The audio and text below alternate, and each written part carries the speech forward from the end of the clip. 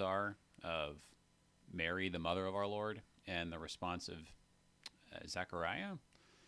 And when you look at it in the translation here, so I'm scrolling back up because I was looking at Luke 2, but if we go back up to the responses in Luke 1, you have Mary in verse 34 saying, "How will this be since I am a virgin?"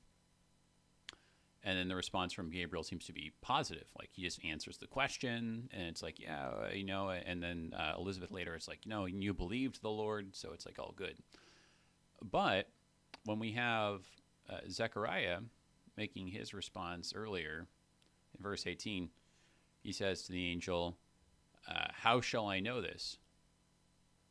And the response there from Gabriel is, "Whoa, guy, I'm Gabriel. I stand in the presence of God. I came here to deliver this news to you, but hey, if you're gonna play it like that, then I'm gonna make you mute." So what gives, right? Well, I looked at it a little bit afterwards, and I saw that actually these responses are not nearly as similar when you look at them in Greek. And I think I can actually just like pop this out without making a whole other thing. But if I so I just turned on the original language display, so I can just show you guys like the little bit here. But right below this, and actually, I think the NIV might make this a little bit different. Might differentiate these, but in Greek, you've got it's something like on what basis, like so on the basis of what will I know this? Which the NIV it gets a good translation there. It's not really literally the future, but it's more like how can I be sure? Like on what basis can I be sure of that? Which is actually like a really different response from what Mary says, because what she says is so you see this here. It's just more literally like how, and so she's just kind of like, well, how's that? Well, it's literally again like how will this be? But it's kind of like, well, how is that how is that going to happen? Like how, which you can take that as like skeptical, but on the other hand, you could take it like, if someone asks something like that, they could say like, all right, I'm in. So how are we going to do this? Right? So it doesn't necessarily mean that Mary's like doubting, unlike Zechariah, who's explicitly saying, well, hang on a second, how can I be sure? Right?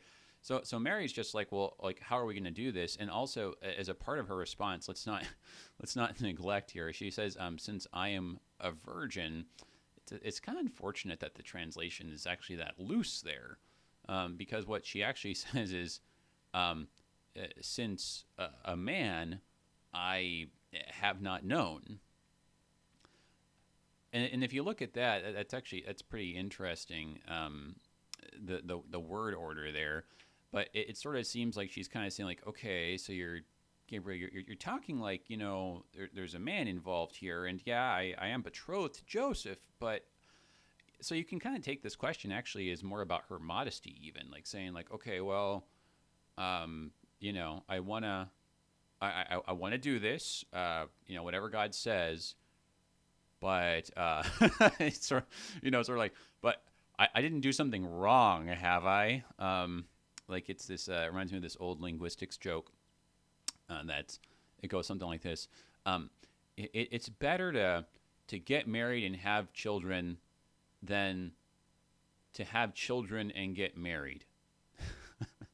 And the joke anyway in linguistics is it kind of shows that the word "and" is meaning different things there. Like in one case, it means like a sequence, right? But yeah, I think what Mary's getting at a little bit is, hang on a second. We're not doing it. I don't want to do anything in the wrong order. Like just I want to make sure how we do this, how we're going to do this, right? So really, yeah, you look at their words, and they end up being very different responses. Mary's just like, all right, tell me what I got to do. Well, let's do this. Let's do this right. Whereas Zechariah is like, hang on a second, I'm just not sure about this whole thing. So that's actually pretty interesting that the text distinguishes their responses maybe a lot more than the translation does. Um, the other thing, though, kind of pertaining to Luke 2, just really quick, is at the end of verse, so yeah, at the end of chapter 1 and verse 80, it says here, the child grew and became strong in spirit. So that's referring to John the Baptist. And then in the reading for today, you have in verse 40, and the child grew and became strong. Then it says filled with wisdom. This is referring to Jesus. That first part there, though, child grew and became strong, word for word the same between John and Jesus. So that's, I think, pretty interesting that Luke seems to be very deliberately putting these two in parallels. Like this would be like an interesting like movie moment in modern cinematography, like how they do this, and they can kind of plot two parallel characters, right? So he's deliberately doing this to make our attention kind of be comparing them. And so you see like a lot of similarities, but then, yeah, a lot of differences. For instance, Zechariah and Mary's very different responses. So, yeah, I think that it's something that we overlook pretty quickly. I think we kind of just almost just skip over the John the Baptist stuff. I don't know. So yeah, I think we're supposed to be pondering this, but that is enough for now. I'm going to be preaching at today's service at St. Paul's in Irvine. We are going to have a live stream starting at 9:30 Pacific time. So if you're not in church or can't make it somewhere physically, I'd recommend you go ahead and tune in to our live stream there. It's just youtube.com/St. Paul's Irvine.